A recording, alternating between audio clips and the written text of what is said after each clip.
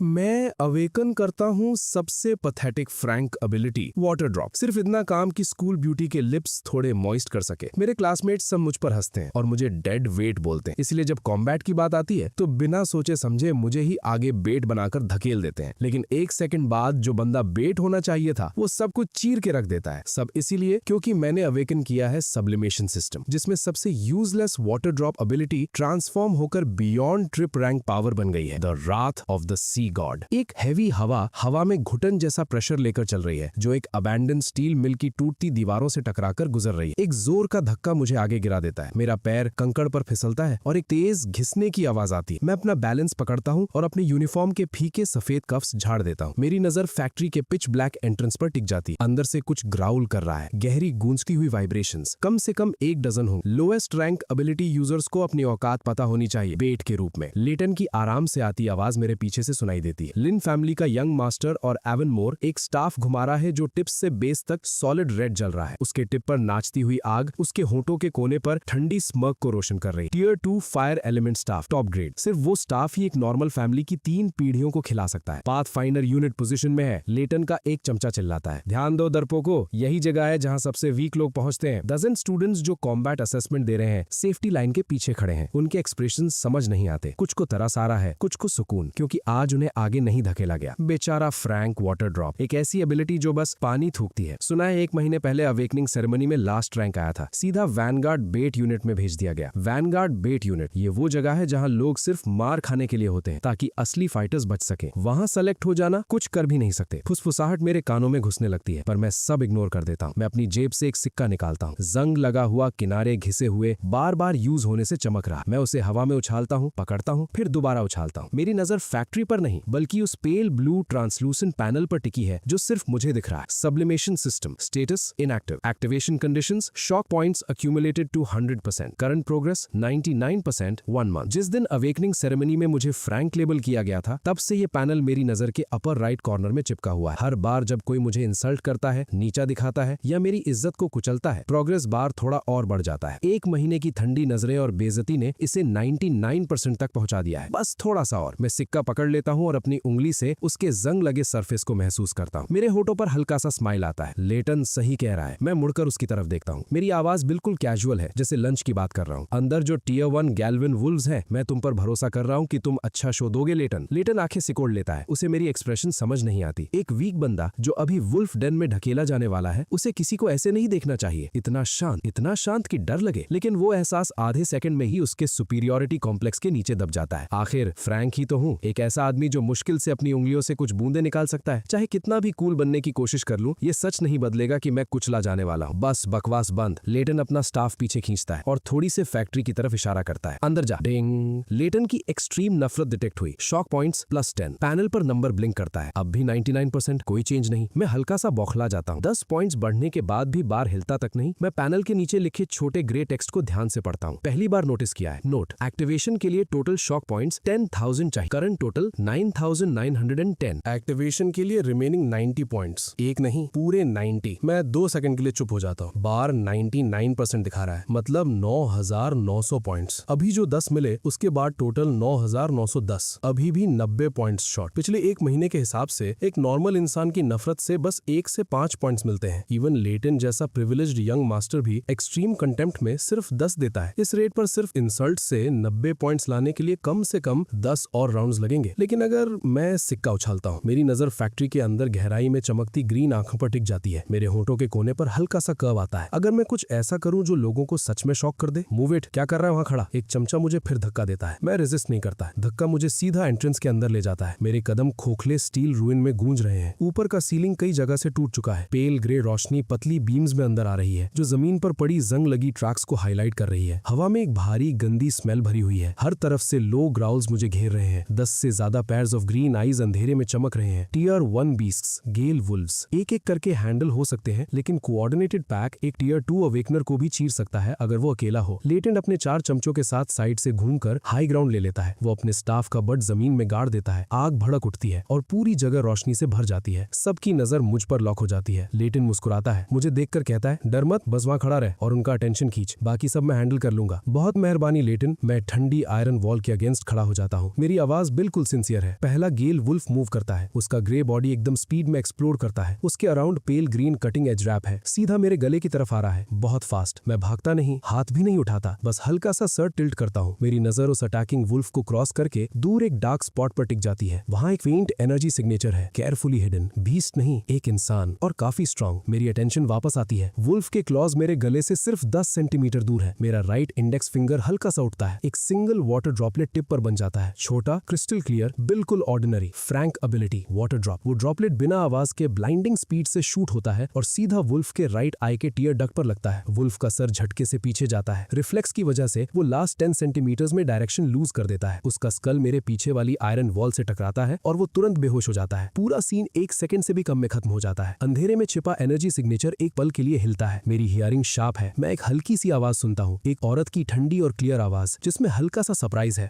मैं मुड़ता नहीं, मेरे होठों का कोना बस हल्का सा ऊपर उठता है। पैनल पर नंबर क्वाइटली टिक करता है। डिंग। अननोन ऑब्जर्वर की माइल्ड सरप्राइज डिटेक्ट हुई। Shock points +5। Current total 9915। Remaining 85। काफी नहीं, दूर दूर तक नहीं, लेकिन कोई बात नहीं। मैं अपनी उंगली वापस खींचता हूँ और फिर से वॉल के साथ टिक जाता हूँ। मैं सामने लेटन को देख रहा हूँ। वो आग बरसा रहा है और अपना ग्रैंड शो दिखा रहा है। शो अभी बस शुरू हुआ है। इसी बीच जब लेटन तीसरा गेल वुल्फ गिरा देता है, वो एक नजर मुझ पर डालता है। मैं अभी भी वॉल के पास खड़ा हूँ। उसकी आंखों में कुछ ठंडा और कैलकुलेटिंग सा चमकता है। वो झुककर अपने पास खड़े चमचे के कान में कुछ बोलता है। चमचा सिर हिलाता है और अपनी जैकेट से एक छोटी सील्ड वायल निकालता है, जिसके सरफेस पर स्कल बना हुआ है। बीस्ट ल्योर पाउडर, एक बैंड सब्सटेंस जो हाई रैंक्ड बीस्ट्स को अट्रैक्ट करता है। लेटन अपने होठों पर जुबान फेरता है। उसकी नजर मेरे यूनिफॉर्म के पीछे टिक जाती है। वो मुझे सिर्फ बेट के रूप में यूज नहीं करना चाहता, उसे चाहिए वो सिक्का, वो जंग लगा सिक्का जो मेरे पेरेंट्स छोड़ गए थे। लिन फैमिली की इंटेलिजेंस रिपोर्ट्स के हिसाब से उस सिक्के में एक ऐसा एनर्जी सिग्नेचर है जो उन्होंने पहले कभी नहीं देखा। तो एक F रैंक नोबडी के पास ऐसी चीज क्यों हो, और बेहतर अगर मैं गायब ही हो जाऊं। लेटन एक नजर चमचे को देता है। चमचा समझ जाता है। वो चुपके से मेरी तरफ बढ़ता है और मैं अभी भी वॉल के साथ टिक कर बिना किसी टेंशन के सिक्का उछाल रहा हूँ। सिक्का हवा में घूमता है, एक आर्क बनाते हुए। आग की रोशनी में उसकी सरफेस पर एक हल्की ब्लू ग्लो चमकती है। जंग जैसी बिल्कुल नहीं, सिर्फ एक पल के लिए, फिर गायब। किसी ने नोटिस नहीं किया। फ्लेम्स आखिरी गेलविंड वुल्फ को निगल लेती हैं। लेटन अपना स्टाफ वापस खींचता है और सीधा खड़ा हो जाता है। उसके चमचे तुरंत उसके आसपास जमा हो जाते हैं, उसकी तारीफ में गिर पड़ते हुए। Incredible young master Layton, rank A blazing fire, बिल्कुल डोमिनेंट। यही होता है असली जीनियस। कुछ लोगों की तरह नहीं जो कोने में दुबक कर कांप रहे हैं। स्पीकर की नजर सीधा मेरी तरफ जाती है। मैं बेहोश गेलविंड वुल्फ के पास बैठा हूँ और क्यूरियोसिटी से उसका कान छेड़ रहा हूँ। कायल, लेटन कंसर्न का मास्क पहनकर मेरे पास आता है। अभी तुम ज्यादा डर तो नहीं गए थे? एक वुल्फ तुम पर अटैक कर रहा था, मैं टाइम पर नहीं पहुंच पाया। तुम्हें चोट तो नहीं लगी? मैं ठीक हूँ लियोन। मैं खड़ा होता हूँ और अपने घुटनों से धूल झाड़ देता हूँ। वो वुल्फ खुद ही बेहोश हो गया। लगता है इतनी स्पीड में था कि रुक नहीं पाया, सीधा वॉल से टकरा गया। एक चमचा हंसी दबाता है। Lucky you. लेटन कोई रिस्पॉन्स नहीं देता, उसे फर्क ही नहीं पड़ता। एक टियर 1 गेलविंड वुल्फ, सो व्हाट? अगर इस बार मैं लकी भी रहा तो क्या बदल गया? आगे क्या होने वाला है वही मैटर करता है। सब लोग 5 मिनट रेस्ट करो, लेटन अपनी आवाज धीमी करके चमचे से बोलता है। फिर हम कोर जोन में पुश करेंगे। जैसे ही वो ये बोलता है, एक चमचा चुपके से मेरे पीछे आ चुका होता है, उसकी उंगलियों में सिरामिक वायल पकड़ी हुई। वो स्टॉपर को हल्का सा घुमाता है। एक लगभग इनविजिबल पाउडर का क्लाउड निकलकर सीधा मेरे कॉलर के अंदर चिपक जाता है। Beast lure powder, colourless, odourless कहते हैं, लेकिन मुझे एक बहुत हल्की रॉ स्वीट स्मेल महसूस होती है, जैसे पुरानी एनर्जी और किसी मिनरल का मिक्स हो। बस एक पल के लिए मेरी पेरिफेरल विजन में मैं उस चमचे का हाथ देख लेता हूँ जब वो पीछे हट रहा होता है। फिर मेरी नजर लेटन के चेहरे पर जाती है। अभी भी फेक कंसर्न लगा हुआ है। मुझे सब समझ आ गया। पैनल मेरे विजन में शांत पड़ा है। Current shock points 9915, remaining 85। Ordinary contempt से ये फिल नहीं होगा, लेकिन अगर आगे जो होने वाला है वो काफी ड्रामेटिक हुआ। मैं कुछ नहीं बोलता, कुछ एक्सपोज नहीं करता। मैं बस ग्रुप के साथ कोर जोन की तरफ चल पड़ता हूँ। मेरे चेहरे पर परफेक्ट अमाउंट ऑफ नर्वसनेस और डर दिख रहा है। Full performance mode. शैडोज में सारा 30 मीटर दूर एक स्टील बीम पर क्राउच करके बैठी है। उसका ब्लैक टैक्टिकल कोट हवा में हल्की सी हिल रहा है। वो मिलिट्री की कोवर्ट असेसमेंट सुपरवाइजर है। जो मैंने अभी किया, वाटर ड्रॉपलेट से वुल्फ की आई पर अटैक, उसने सब कुछ क्लियरली देखा। इंटरेस्टिंग। सिर्फ 2 शब्द। यही है सारा का इंटरनल वर्डिक्ट। वो ज्यादा फोकस लेटन पर कर रही है। उसने बीस्ट ल्योर पाउडर की स्मेल पकड़ ली। Military band substance. अगर ये कंफर्म हो गया तो लिन फैमिली के लिए बड़ी प्रॉब्लम बन सकती है, लेकिन वो अभी इंटरवीन नहीं करती। उसे देखना है लेटन क्या प्लान कर रहा है, और उसे ये भी देखना है कि जब मैं कॉर्नर हो जाऊंगा तो मैं क्या करूंगा। क्या मैं टूटकर मदद मांगूंगा या कुछ और। Core zone. फैक्ट्री के अंदर का स्पेस अचानक खुल जाता है। फ्लोर पर गहरे क्लॉ मार्क्स बने हुए हैं। ये वुल्फ्स के नहीं, हर एक मार्क आधे मीटर से भी ज्यादा वाइड है। स्टील प्लेटिंग किनारे से फटी हुई है जैसे कागज हो। चमचों के चेहरे बदल जाते हैं। यंग मास्टर लेटन, ये क्लॉ मार्क्स कम से कम टियर 2 या उससे ऊपर के हैं ना? लेटन फ्लोर को स्कैन करता है। उसका एक्सप्रेशन बिल्कुल नहीं बदलता। सो व्हाट, मैक्सिमम कुछ स्ट्रेट टियर 2 ही होंगे, मैं अकेला हैंडल कर लूंगा। जब वो ये बोलता आता है उसकी नजर कैजुअली मेरे कॉलर के पीछे जाकर रुकती है। बीस्ट क्लियर पाउडर को फुल इफेक्ट लेने में 15 मिनट लगते हैं, अभी सिर्फ 7 मिनट हुए हैं। जैसे ही ये एक्टिवेट होगा मेरी स्मेल एक सिग्नल फ्लेयर बन जाएगी जो आसपास के सब बीस्ट्स को सीधा मेरी लोकेशन पर खींच लाएगी। और उस केओस में कौन नोटिस करेगा एक फ्रैंक नोबेली के मरने को। लेटन अपने दिमाग में मिनट्स काउंट कर रहा है। उसके चेहरे की स्माइल धीरे धीरे और रिलैक्स्ड होती जा रही है। जो वो नहीं जानता वो ये है कि इस वक्त मेरी कैलकुलेशंस उससे कहीं ज्यादा प्रिसाइज चल रही हैं। 7 मिनट हो चुके हैं और कोई भी टियर 2 बीस्ट अब तक नहीं आया। सिर्फ 2 पॉसिबिलिटीज है, या तो यहाँ सच में कोई टियर 2 बीस्ट नहीं है या फिर कोई और ज्यादा हाई रैंक क्रीचर पहले से यहाँ मौजूद है और टियर 2 उसके टेरिटरी में घुसने की हिम्मत नहीं करते। मैं फ्लोर पर बने आधा मीटर वाइड क्लॉ मार्क्स को देखता हूँ, फिर ऊपर सीलिंग में बने जैगेड होल्स को। ये नेचुरल कोलैप्स नहीं है, कोई चीज बाहर से रूफ तोड़कर अंदर आई है और तब से यही है। मेरा हार्ट बीट बिल्कुल स्टेडी है, 62 बीट्स पर मिनट। फ्लोर हल्का सा वाइब्रेट करना शुरू करता है, बहुत सटल, जैसे जमीन के नीचे कोई मैसिव हार्ट धड़क रहा हो। चमचे अभी तक नोटिस नहीं कर पाए। लेटन अभी भी किसी के साथ हंस रहा है, लेकिन मुझे फील हो रहा है ये वाइब्रेशन दूर से नहीं, ये मेरे पैरों के बिल्कुल नीचे से आ रहा है। मैं रेल्स के बीच के गैप में झांकता हूँ। अंधेरे में 2 हल्की लाल रोशनी चमकती है, जैसे 2 तपते हुए लोहे के गोले। वो आंखें हैं। मैं सिर उठाता हूँ, मेरी आवाज बिल्कुल फ्लैट है। लेटन, तुम्हारा बीस्ट क्लियर पाउडर वाला ट्रिक शायद तुम्हारी प्लानिंग से थोड़ा ज्यादा खींच लाया है। लेटन का चेहरा तुरंत सफेद पड़ जाता है। अगले ही पल फ्लोर फट जाता है। स्टील सरफेस बीच से फटकर उड़ जाती है। कंक्रीट और रेल के टुकड़े हवा में उड़ते हैं। एक बड़ा सा ग्रे बीस्ट छोटे ट्रक जितना क्रैक से फटकर बाहर आता है। उसका पूरा body iron clad shell plating से कवर्ड है। उसके पीछे और टियर 2 आयरन क्लैड बीस्ट निकलते हैं। 1 2